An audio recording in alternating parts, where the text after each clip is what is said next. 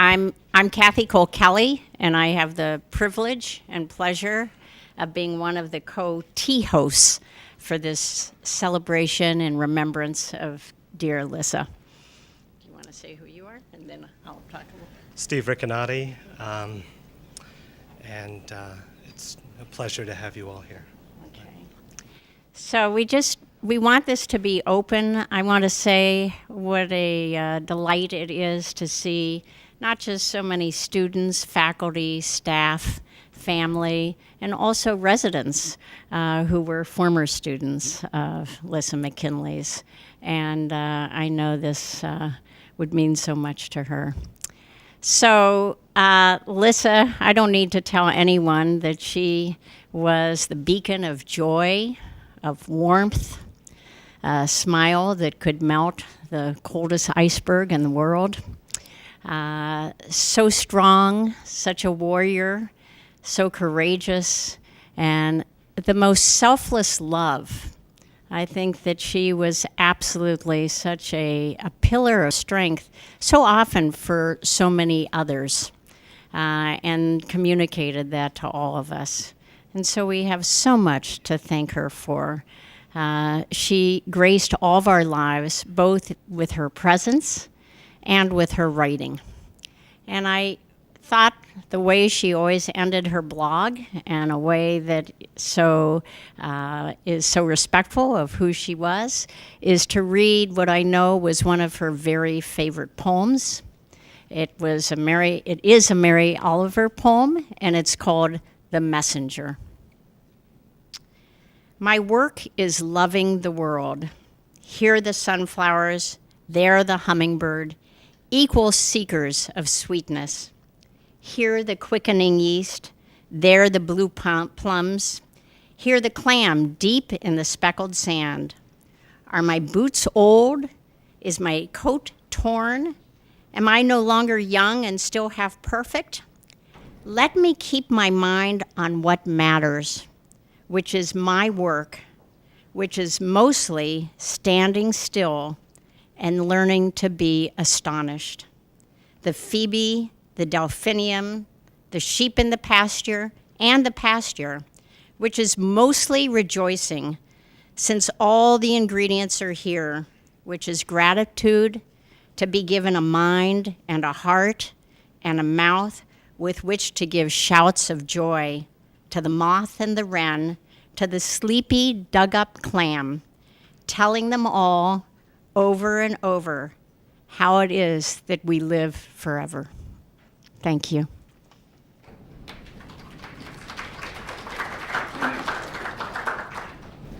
I too want to welcome you to our Tea and Poetry for Lissa. The tea, for many of you know that worked with Lissa, was very symbolic. Tea she used to comfort herself. If her hands were hurting, a warm cup of tea gave her lots of comfort. And I knew that if she was coming by to fill up her tea kettle, that meant one of her soul sisters was coming to visit, and that was either Jane Hart or Kathy Cole Kelly or one of the other strong women in her life that were just so crucial. As far as poetry went, Lissa once confided in me with some trepidation. She said, "Steve, I think I'm addicted to poetry." And she tried so hard to work on me, to see if I could connect to it. She gave me a book of male poets. She gave me a book of Israeli poets, Jewish poets, short men poets. And it just, I couldn't do it. But I'm trying to get used to my life in purple. And so I thought I would step out of my comfort zone and try a poem. Please be patient with me. This comes from the January 13th, 2013 of Lissa's blog. This was a day when she went to the Cleveland Museum of Art renovation for the very first time and was just blown away by how spectacular that was. This poem is called Clearing by Martha Postlethwaite. Do not try to save the whole world or do anything grandiose. Instead, create a clearing in the dense forest of your life and wait there patiently. until the song that is your life falls into your own cupped hands and you recognize and greet it. Only then will you know how to give yourself to this world so worthy of rescue. Thank you.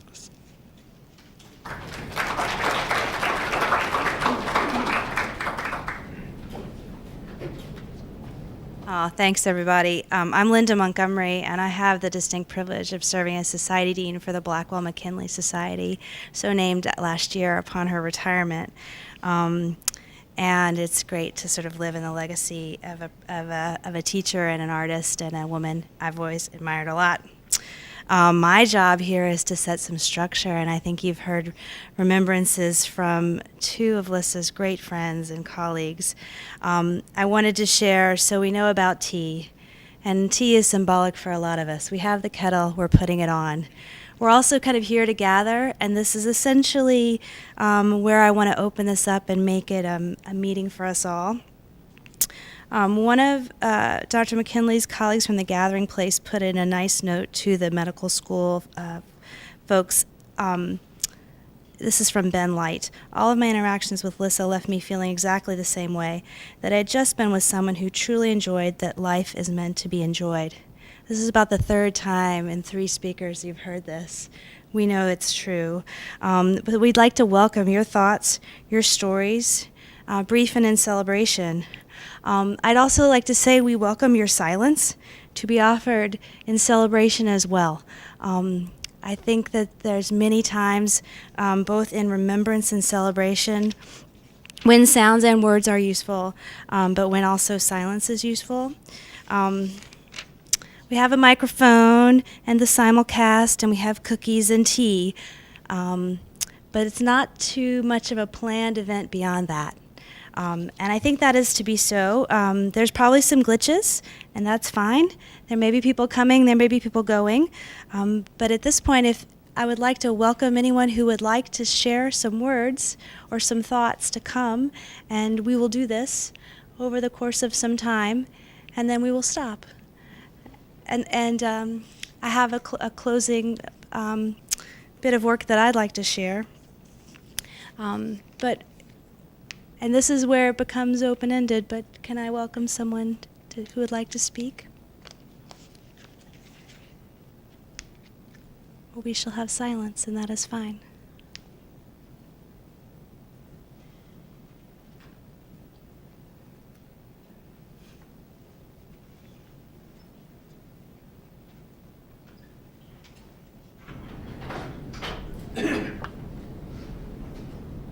Katie's edging me on to come up, so I'm going to do it.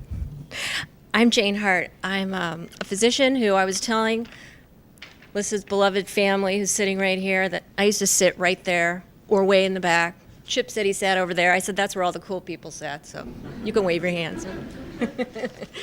But it's hard to be up here by myself because I've spent so much time up here with my good buddy, Lissa, and I see some faces in the audience of people who have taken our courses, and really, it's just some of the most inspired times of my whole life were spent with Lissa. And this isn't going to be easy, but I want to talk. She's so important to me. But Lissa and I have traveled all over the world. We have been to the Great Wall in China. We've been in pharmacies full of herbs and medicines and been on wards of cancer patients in Shanghai where people had end-stage pancreatic cancer and were being given toad venom. And just, Lissa always drank the things and ate the things that I thought nobody should eat. But, you know, that's Lissa. She drank the snake wine. She tried the food that looked like some pets we might keep in our house. And I raised my hand and said, do you have French fries? Because it's really, really what I'm going to need. So I had this interesting thing happen that just reminded me of a story that Lissa might tell, so I wanted to share it. You know, during the summer, there were some days that my grief was heavy. And I asked, why? Why did this have to happen?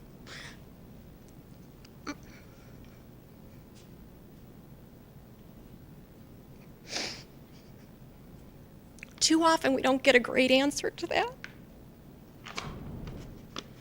But this great thing happened where this enormous grasshopper showed up on my sliding glass door as I was sitting saying, why? I thought, the answer to why is almost always that we're supposed to charge forward in our lives and live our lives and move forward and enjoy our lives. And certainly no one did that better than Lissa. But still, I was stuck in my why. And I looked on the sliding glass door, and there was the biggest grasshopper you've ever seen. And it made me take notice. And I'm a healer, and I've, come from a lot of healing traditions. So I looked at that grasshopper and thought, that grasshopper must have a message for me. And I sat and I pondered.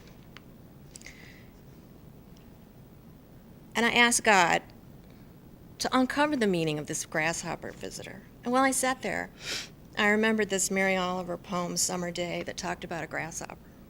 Sure enough, I found it, I read it, and it helped me so much. I was wondering what life was going to look like without my best bud. But then this beautiful grasshopper made me think of this sacred poem, and it was just a perfect answer.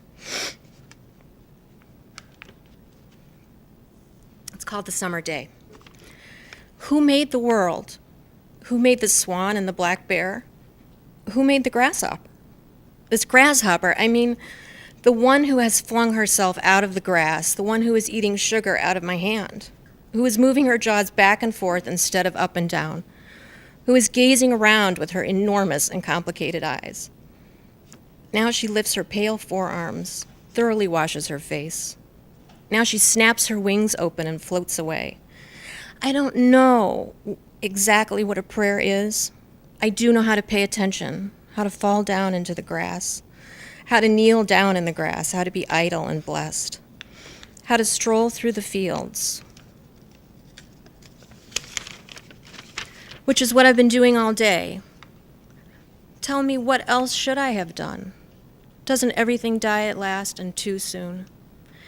Tell me, what is it you plan to do with your one wild and precious life? There's nobody I know who understood that better than Lissa, how to embrace your one wild and precious life. So I hope we can all do that for her.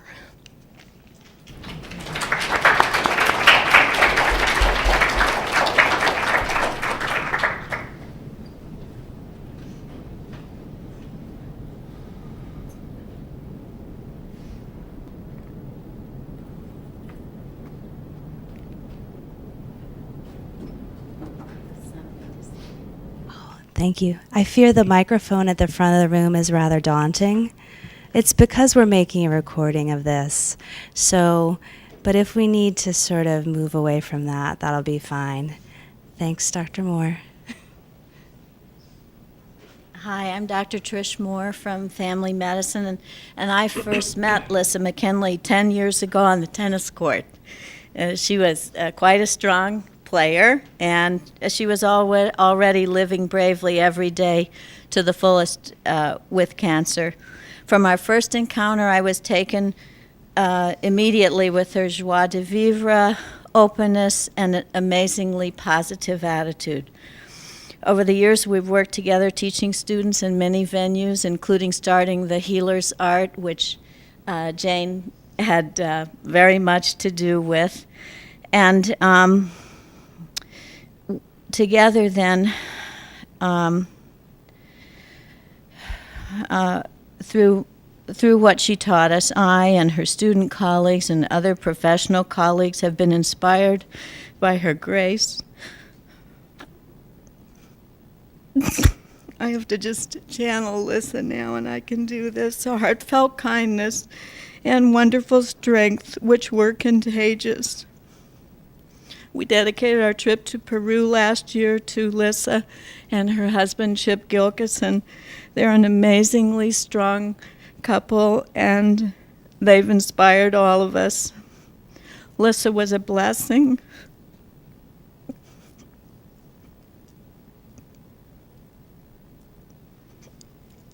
A blessing for all of us.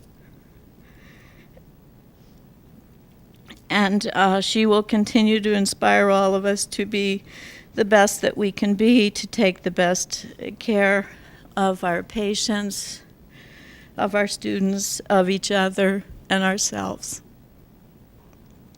Thanks.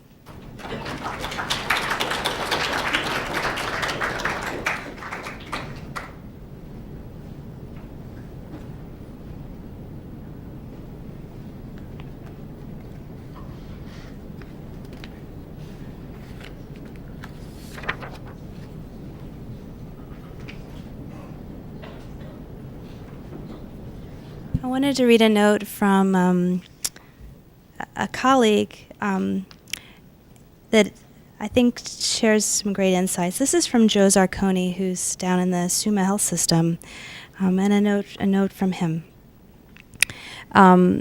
He's an educator. He says he's used Lissa's poetry in some of his teaching of medical students at NeoMed. And I'll just read an excerpt from his note. I'm mindful, in the wake of Lissa's passing, of the legacy of the medical educator. It goes like this. A physician touches the lives of countless people during the course of a career in medicine, and Lissa clearly did that. But if in addition to caring for patients, a physician teaches others how to influence the lives of the suffering, the impact of that physician is magnified many times over. That's how Lissa achieves a form of professional immortality, because her caring approach lives on in all of those she inspired. And if they also teach, it lives forever. And seeing so many of her learners and former learners here, I'm very touched by that sentiment and wanted to share it.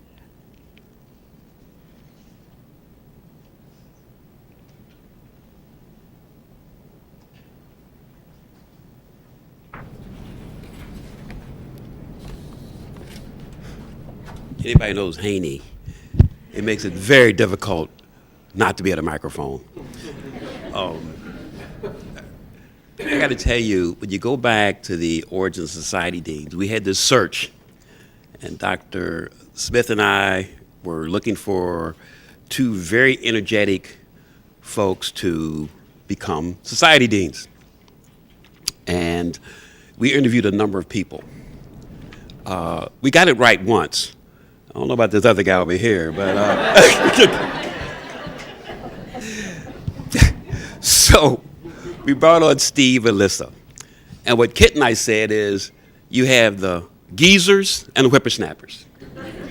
Kit and I are the geezers, and McKinley and Steve were the whippersnappers. Steve was sort of like that catalyst, he's like that Energizer bunny, always moving. In fact, when I saw him stand in front of a microphone, am I right on? Have you ever seen him stand in front of a microphone? This man walks. He's got that Oprah Winfrey or whatever it is thing in him. Lissa, on the other hand, was this person with this soothing influence. And anybody ever sat down with Lissa McKinley, I don't care how bad you felt. After you met with Lissa, you just felt better. It was like you could go in there with a tremendous, whatever it is, not she solved the problem, but just listen to her talk. And, I go in there and I say, I want you to be my society dean. I'm old as hell. You know what I mean? I want Lissa to be my society dean. Because just the way she was just energized, all of us. Also, the world's only so big, the connections that we have. Lissa wanted me to meet this person that she's worked with, and she wants to bring on board to do some lecturing, and she talks about this person she's really close to. Jane Hart. I said, Jane Hart? I know a Jane Hart, but I know I can't be what you're talking about. And I met Jane Hart. Well, what Jane Hart didn't tell you is I was her program director. She was my intern. Jane Hart was my intern. Now, did I tell you the world's only about that big? That Jane Hart was my intern, and Lissa's raving about this. And so Lissa says, Haiti, do you know everybody? I know quite a few people. In fact, I told Lissa, I go back before the gathering place. She says, how do you go back before the gathering place? I said, well, at Sinai, we're talking about having this special place for folks with cancer and for the families. They asked me to give the kickoff talk to this lay group. And I said, Rabbi Man, why do you want me to do this? He said, Dr. Haiti, you just got such a way with words. And so I said, okay, I'll do it. So I go give this talk, and I'm talking to these folks, doing my usual Haney stuff. And at the end, Rabbi Man comes to me and says, I knew you're the right person. He says, you had a beating out of your hand. He says, you just have such a way with words. I said, Rabbi Man, I'm a ham. He said, Bob, this is Mount Sinai. Can we use a different animal? I said, Rabbi Man, it's taking me a long time. But I said, I don't want to do turkey. I don't know what it is. I said, but he said, well, think of a different animal next time. Let's not use ham. But so I told Lissa this story. And she says, how far back do you go? I said, Lissa, if I had to tell you, I'd have to kill you. So I didn't really want to know how far back I really go. But what I really wanted to say is that if you truly, this is words in Les Miserables, one of my favorite passages in that play. And the lead character says, when you truly love someone, you've seen the face of God.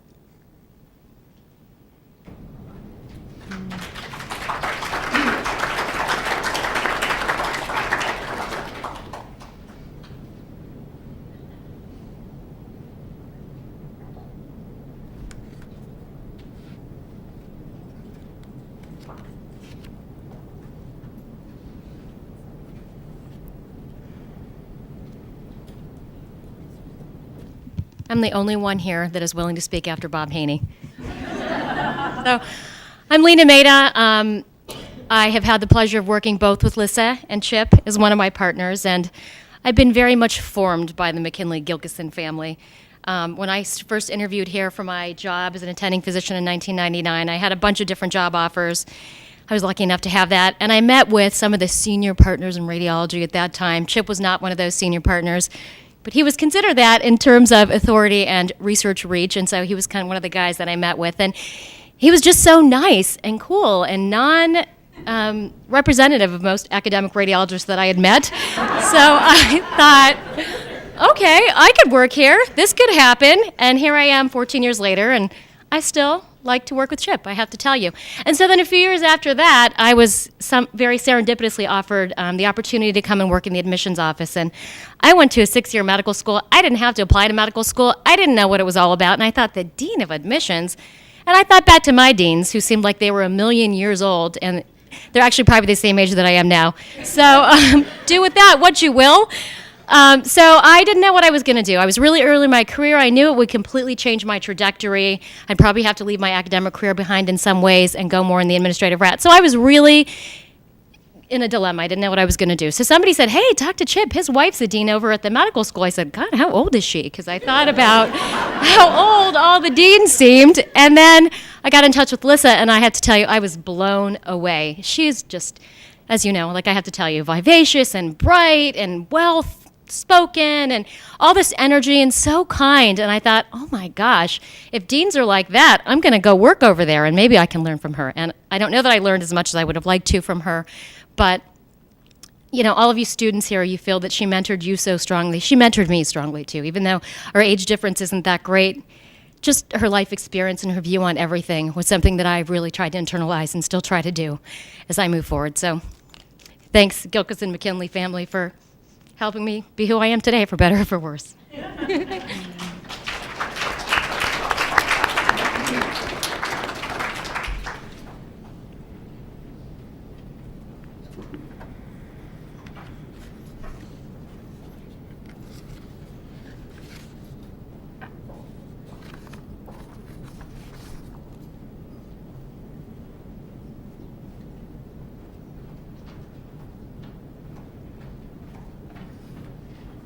It's been a long time since I've been in this room. So I'm Candace Bookwalter. I guess I'm a 2009 graduate of CASE. I'm a resident now with Chip in the radiology department. I started med school back in 2001 when there were no societies. And I was an MD PhD student. So I got this random email one year during my PhD years and said, oh, you've been assigned to the Blackwell Society. You know, I knew nothing about what this meant, you know, until I came back to, you know, 3rd and 4th year of medical school and had to get my dean's letter written to apply to residencies. And I was like, you know, who's my dean again? Which society am I in? And because it's new, I had no idea. So, you know, I looked it up. So it's Dr. McKinley. You know, I have no idea who she was. Days before I had to go meet her, I found out, oh, she's Chip's wife. Because I'd known Chip for at least a little bit for years before that. And, well, she can't be that bad, right? And so I go in and meet her, and she's the most kind and beautiful woman that I've ever met. We hit it off talking about, I think, science fiction TV shows, and I just loved her. She was just wonderful. I went home and just gushed about her to my husband. Said, oh my gosh, she is the most wonderful lady I've ever met. I have no idea how she and Chip ended up together, but oh my God, he is so lucky. And I probably phrased it like that. Months after that, I think he ended up meeting both of you at a dinner, a med school dinner, graduation dinner or something, and he proceeded to tell them this story. Jesus, Chip, Candace says she has no idea how you ended up with beautiful, kind, just wonderful Dr. McKinley. And, of course, I'm turning bright red, in the middle of this dinner, and yes, of course, yes. But, of course, knowing both of you, I know exactly how you guys ended up together, You guys are beautiful people. She'll be very missed, and I thank her so much for the things she did for me, getting to residency and all of that, and just encouraging me. And you too, Chip, so thank you.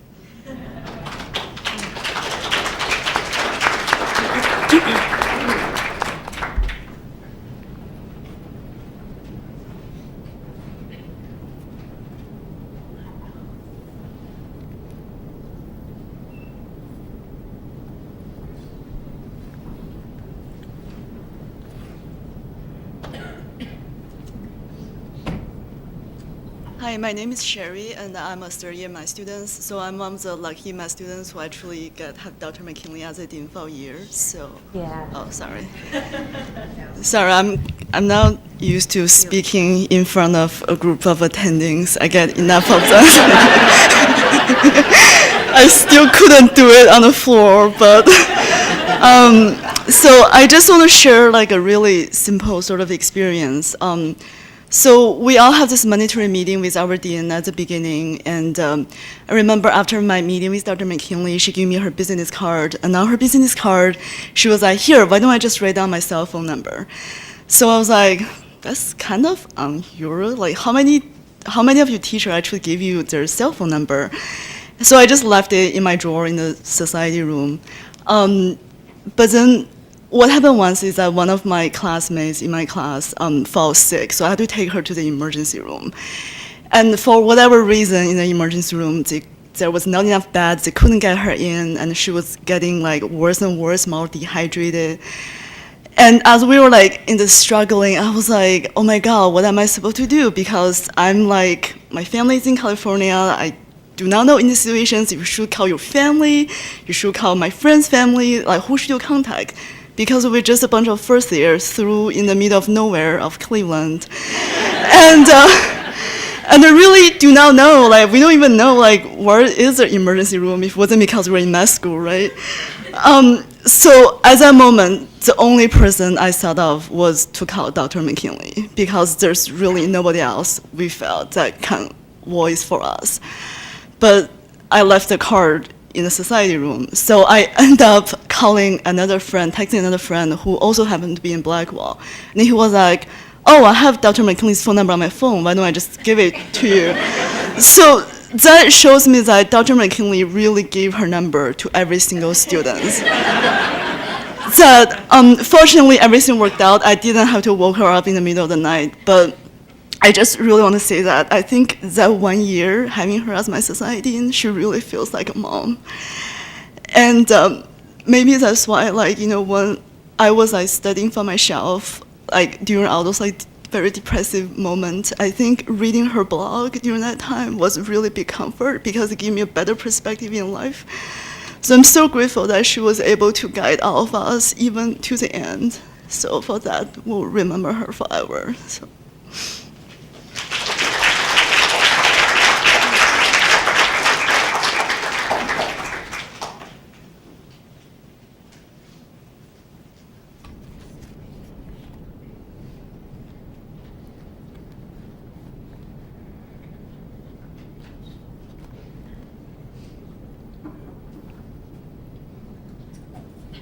Plan to say anything, but I can't add anything to all the wonderful things said about Dr. McKinley, but I have to add on a lighter note that she had a very neat, quiet sense of humor. And the story that I remember the best is when she talked about how she met Chip. And the story, the way I remember this, they were walking along the hall, and she opened the door and knocked him down.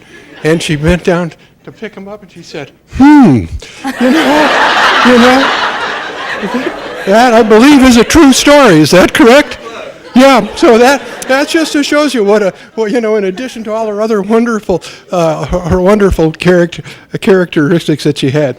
And then to use a saying from my military son, I'd like to give a shout out because I met her sister just in the hall, and I hadn't met her sister, and I'm sorry, I don't even know your name, but her first name. Brent. What? Brent has been here for 6 months, and she took a leave from her job as a teacher to spend here for 6 months. So part of my shout out to you, but my major shout out is to your mother for raising 2 women like this. Absolutely wonderful. You did a wonderful job.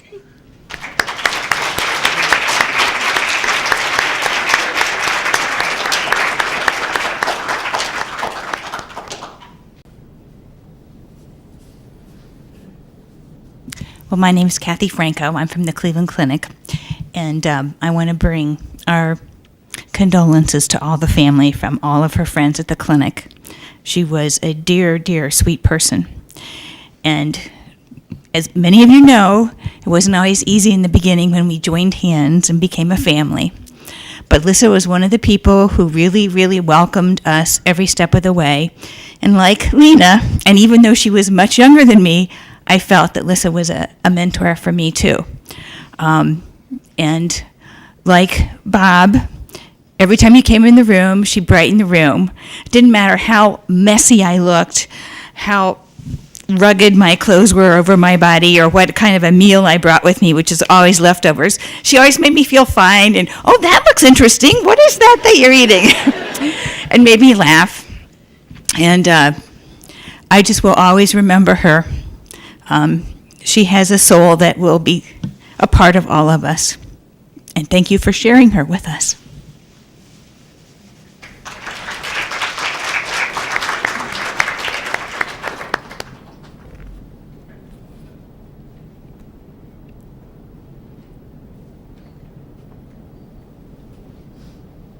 I have so many nice notes from students, but I think this is an interesting one about some tough talk. From a student who can't be here today. He got asked to meet with the society dean, so sometimes you worry about those kind of meetings. And he was worried about that kind of meeting. And he says, when I walked into Dr. McKinley's office, she looked at me and said, "Sit down," in a feigned angry parent voice. I was a bit nervous, but she said that, and then I laughed and was totally at ease. She told me that's not the kind of student I am, so she wanted to hear what happened. And she listened as I told her the whole story. I thought she would be a fun mom. There's a theme here, right? She's a mother to a lot of us. She didn't know me very well at the time, but she always assumed the best in me, for which I've always been grateful. So I wanted to share that with you. Very good at what she did, even when it was kind of tough to do.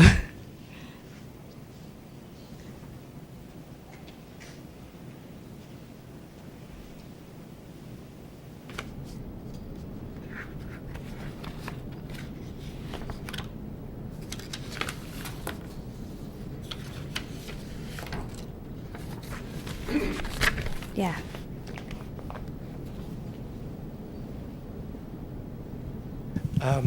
I would be very sad if we didn't say something about Star Trek.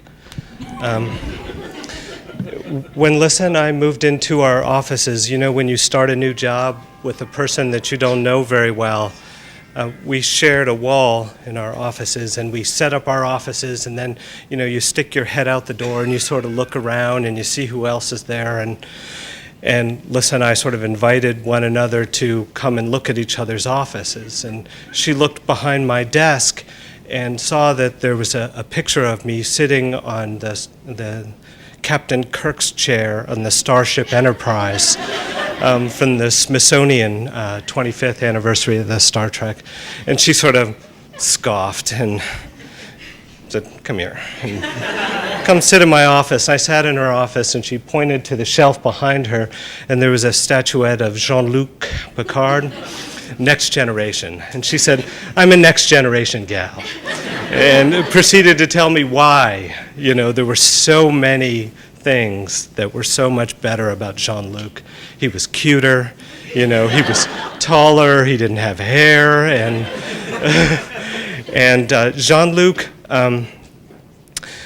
Jean-Luc was something that Lissa would grab and hold, you know, when she was nervous about something, or, and Dr. Haney will attest that sometimes when Bob was getting sassy or getting rude, that she would take Jean-Luc and throw him across the room, whip him, you know, and tag just right by your left ear, you know, and you'd hear that ring. She was really good at throwing stuff. So I always think of her as a next generation gal with Jean-Luc.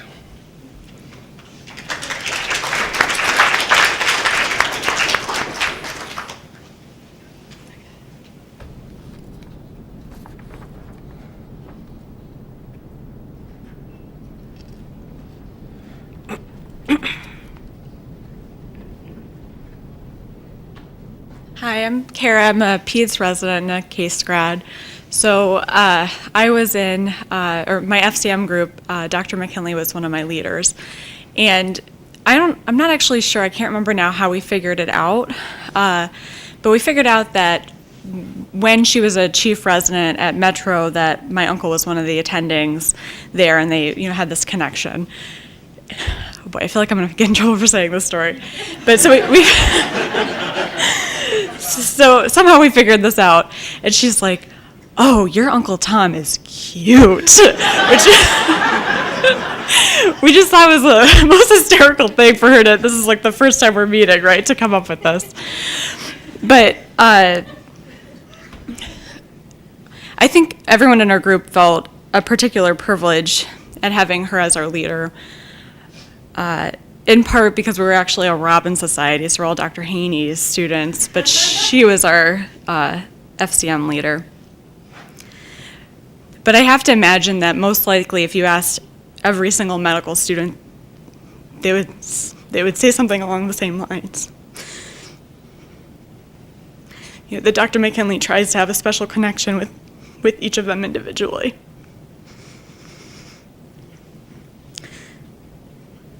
But I just feel such an honor that she's one of the first people to start my medical education and to have crafted us as individuals and as physicians. So.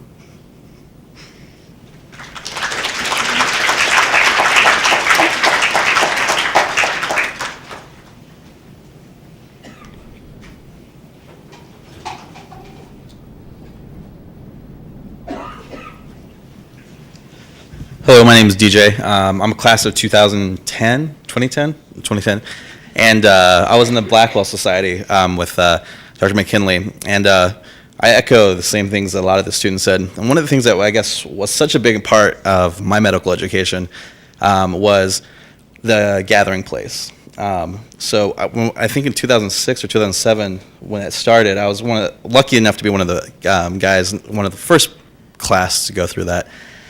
And what was so wonderful about her, besides the personal connection she made, and she was just a positive teacher, but I think really she taught by really her example, by sharing her experience with us. I mean, it was something so personal. And learning that, you're going through the medical education, trying to learn how to take care of sick people and how to help them, make them better. But she brought the problem, the medical problem, but then she put a face and a life. And you didn't see an illness. You saw this beautiful person, and then she translated that from her great example and introducing us to the gathering place, and we met many patients there. But translated that to the way we see, the way she taught and the way I see patients now, and I think a lot of us do. We try not to see the illness, but what you see is this beautiful life, and that's one of the most wonderful gifts I think. That Case Western, I think, gave, but I think Dr. McKinley was a huge part of that because she shared herself in such an open and vulnerable way that you couldn't help but love and respect that. And she was such a beautiful force for medical education. Like everyone here, I'm just so grateful that I had the opportunity to learn from her. So, thank you.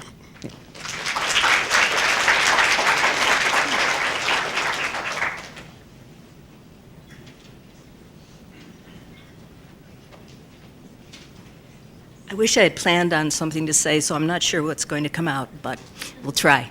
30 years ago, 1983, Lissa and I started our medical career sitting in this classroom, along with Susan. I don't think there's anybody else from our class here. And we had a really special class, we think. We've stayed in touch on and off. And even though I played soccer with Lissa, and even though I ended up finishing my residency with her at Metro, we never were really close friends, but we'd run into each other here or there. The last time was just about 3 or 4 weeks ago at a concert, and she was clearly very ill at that time, and I thought, oh my gosh, what strength, you know, and to come out, to be out, and to be doing something that you enjoy and you really love, and that was so amazing to me that night. Since we got the word from Pam Conover, another classmate, that Lissa had died, emails have been popping back and forth from members of our class, and all of them are just amazing and wonderful, and it was like our very best friend had died, even for those of us who haven't been, you know, close to her, closely in touch with her.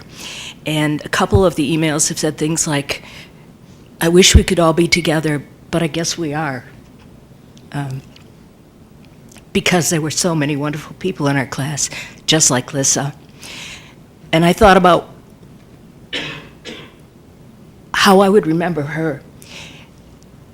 And what I thought of was that there are very few people that we meet in our lifetime and that we may not even get to know as a really close friend, but whose presence, whose existence will always be there because they were so unique, so full of life, so,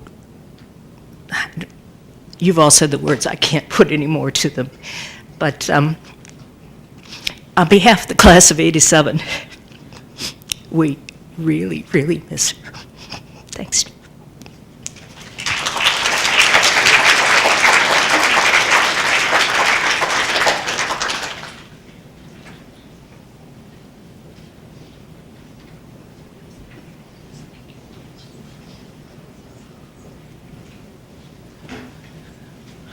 I'm Ian. I'm a current third year, and I started back with the class of 2009, or 2013 rather, in 2009. And not to date myself, but you graduated medical school when I was born. But I admit that I have always been in stature, but that even though whenever there was someone to talk to, I've found myself in the Society Dean's rooms, and her door was always open. I just remember how one day I was really stressed about something, probably pre-clinically, it was over some block exam or something, and I just walked in and her door was open. I was just seeing whether she was able to talk, and she was, and she gave a lot of her time just to, like everyone else, calm me down, talk to me. And I just really appreciate just how open she was about it. And I think like one other time, so I ended up swinging by once every so often, just, you know, talking to her and seeing, you know, just how she was doing and following up with her. And I remember one time when I think I just sat with her and talked. And for some reason, I just remembered her like taking off her wig. And for me, that was pretty poignant. I mean, for someone to just like accept the fact and just chill, you know, it's like, here's what has happened to me, and here's like, I'm not putting on a facade for you to really, you know, watch it, to, you know, to cover up, and just to really share that, I just really connected with me. But I really appreciated that even though I wasn't one of her society students. I wasn't one of, I didn't really have any, clear ties with her. Not to really, betray you, Dr. Smith. But she was someone that I could, find time, and that who would find time for me.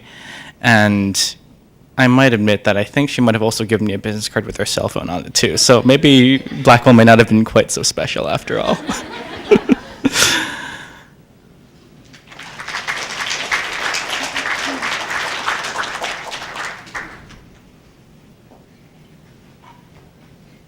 So I didn't prepare anything, and I don't really like public speaking, but I thought this would be my last opportunity to say thank you to her, so I just wanted to come up.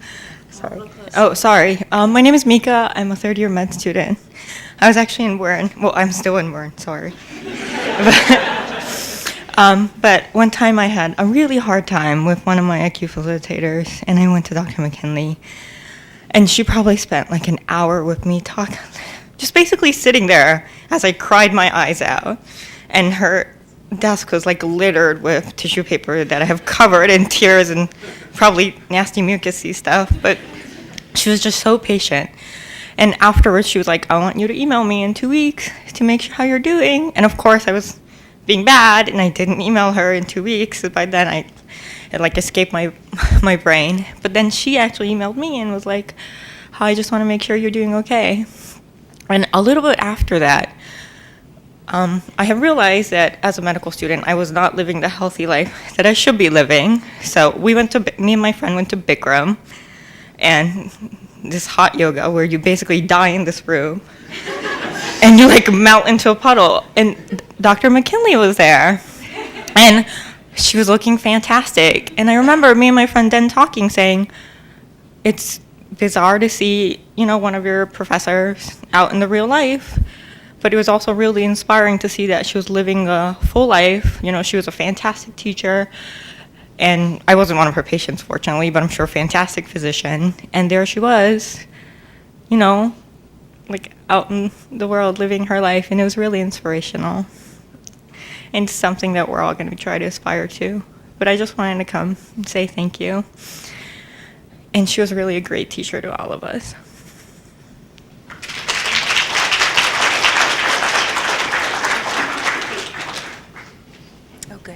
Do this and then come on down. I hope it's okay that I'm talking. It is okay. Okay, I'm Yuri. I'm a third-year medical student, and I'm actually not in Blackwell, but I really wanted to come here today because I had an experience that really touched me with Dr. McKinley. So last year I was going through a really hard time, and I was missing classes. I was scared that I would have to drop out of medical school. And by then I had already talked to people in administration, and they had told me, you need to go see psychiatry, or, if you really don't get your act together, you will have to drop out. And it was kind of my last-ditch effort to see a dean. The way that the scheduling worked out, my dean wasn't available, and so I got paired up with Dr. McKinley. And I was so nervous, and I prepared what I was going to say to her when I went in. But when I entered the room, I just broke down and cried. She didn't even know why I was there.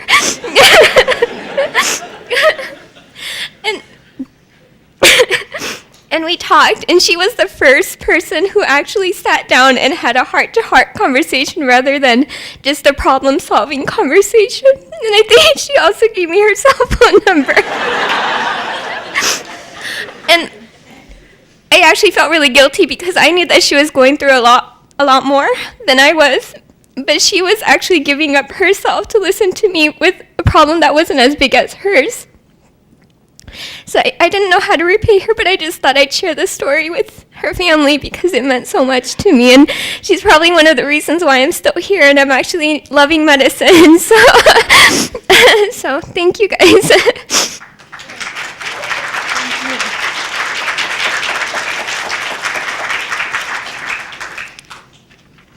Thank you so much to everyone. I'm going to try to close, and what I'd like to do, I met Lissa, I think, through Kathy and through poems. And there's a lot of good ones around. The one I wanted to share is the one that Lissa wrote that was published in JAMA in 2009. And it's called Change of Heart. So, he is crying. Gown falls open over stapled shut chest, where a patch of silver hair lies mowed and planted with thick metal wickets. He reads to me from his hospital bed. Wild horses run hard over red rock. His voice begins to shake. At first, I think he's laughing. He's had his heart laid open, bone saw splitting its calcified cage. This heart, so used to the close embrace of pericardium, like praying hands whose fibrous fingers hold the heart secure. Support falls away as scalpel enters this human cathedral. No audible hallelujah lifts as steel slides into still's chambers. Does some holy fragment of us slip out of such a wound? A wisp of soul, a drop of grace? He tells me his heart falls free at night, bumping into his breastbone when he rolls. He dreams his heart falls out of his chest onto the floor. Like his heart, he is unmoored. Emotions run hard over him, untamed. He doesn't like any of this at all, and still he is changed. He dreams in colors now, vibrant greens, blues, blood reds, blues, seeing things he's never seen before. He still cries when I read to him, as words become poetry on every page. Is this what it means to have an open heart? Thanks.